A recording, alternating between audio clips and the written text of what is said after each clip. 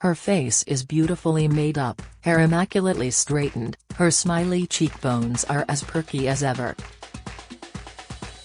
At first glance, there is little to separate Amy Dowden, who sits in her living room in fluffy slippers, from the star dancer who lights up the Strictly Come Dancing ballroom, except a slim, protective cushion under her right arm.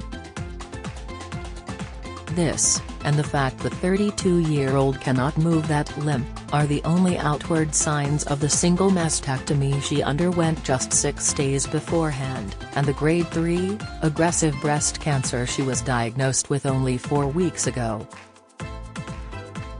Bravely giving her first newspaper interview since that frightening diagnosis, and speaking for the first time since grueling surgery, she admits hesitantly, "This is the first day I have felt like Amy." When we meet on Tuesday, her Welsh accent is sometimes so quiet as she speaks of the devastating blows she is weathering, it's hard to catch. She admits a close friend has helped her get ready because the surgery has rendered her, for now, unable even to turn the handle in her shower. She returned home from hospital last Friday. Surgeons removed 2 tumors and 3 further cancer specks, plus some lymph nodes, from her right breast, which have now been sent for analysis. "The cancer is in the lab now, which is the most important thing," she says, resolutely. "The hardest time was waiting for surgery, thinking I have cancer inside me. You're thinking it's grade 3, what if it's spreading, what if it spreads tonight? The feeling of it made me feel disgusting. That's the time I was randomly crying, emotional. But we drove away and I thought, it's gone. I'm a doer, I feel we have done something." That sense of control helps, but she must now wait until next week for her histology report to tell her what stage her cancer is at, and if it has spread.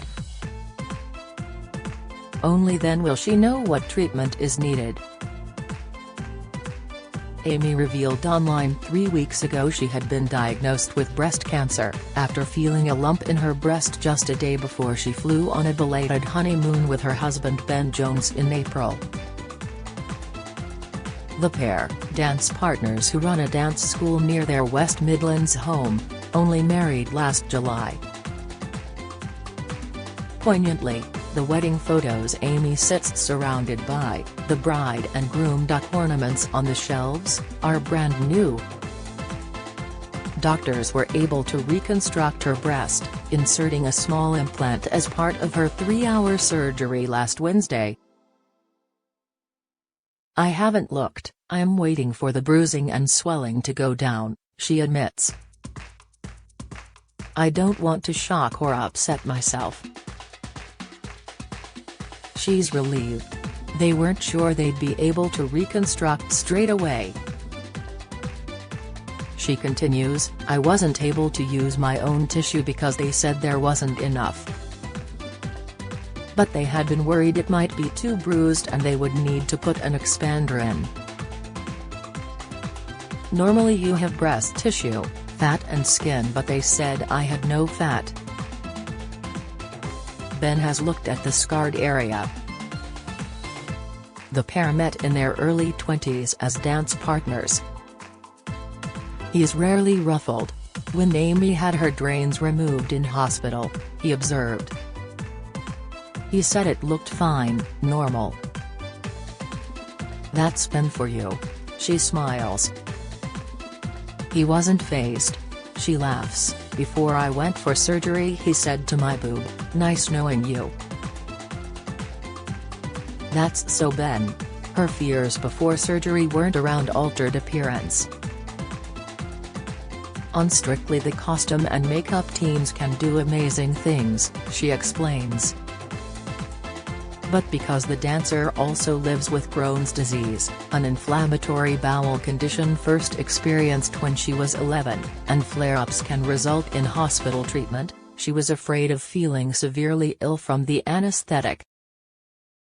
"I was really nervous before and I was in a lot of pain when I came round, and sick, and freezing," she admits. "But since having my drains taken out I have coped well. Every day has got better in terms of soreness.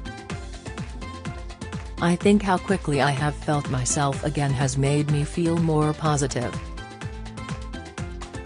Yet all the positivity in the world cannot disguise the obstacles Amy is having to navigate. Beneath her careful makeup, shadows of anxiety pass. When she receives her report, doctors will decide if she needs radiotherapy only, or chemotherapy too. There is a 50-50 chance. A Crohn's flare-up could make the latter difficult. And because her mum also faced breast cancer, albeit older, aged 51, Amy has been tested for the BRCA gene. If that is positive, placing her at higher risk, she will face a second mastectomy. But whatever her plan is, she must meet with a fertility expert next week to arrange urgent treatment before she begins. Her fertility would be impacted by cancer drugs. Amy is movingly candid about wanting children. She and Ben, with whom she won the British National Latin Dance Championships, had already begun planning. First, they were going to extend their house, the builders have now been postponed, and then she dearly wanted a family. "It will be another thing to put on hold," she says. She doesn't cry, but her eyes glaze. "Yeah, definitely," she admits haltingly. She has always wanted to be a mum. "We run a dance school with lots of little girls and boys, I'm a dancing mum already," she says. "They have promised me," she says of her discussions with doctors about the possibility of having children. "There are no guarantees but they will give it their best shot." She admits until last year she had not been checking her breasts. A trek with the breast cancer charity Copperfield, organised by Giovanna Fletcher, the wife of McFly's Tom, Amy's 2021 Strictly partner, prompted her. She credits the charity with saving her life. Doctors said discovery just 3 months later could have resulted in a very different story. She reveals the tumor was so virulent it doubled in size between her scans alone. Throughout her honeymoon, Amy said nothing to Ben. Nor when she made a GP appointment back home.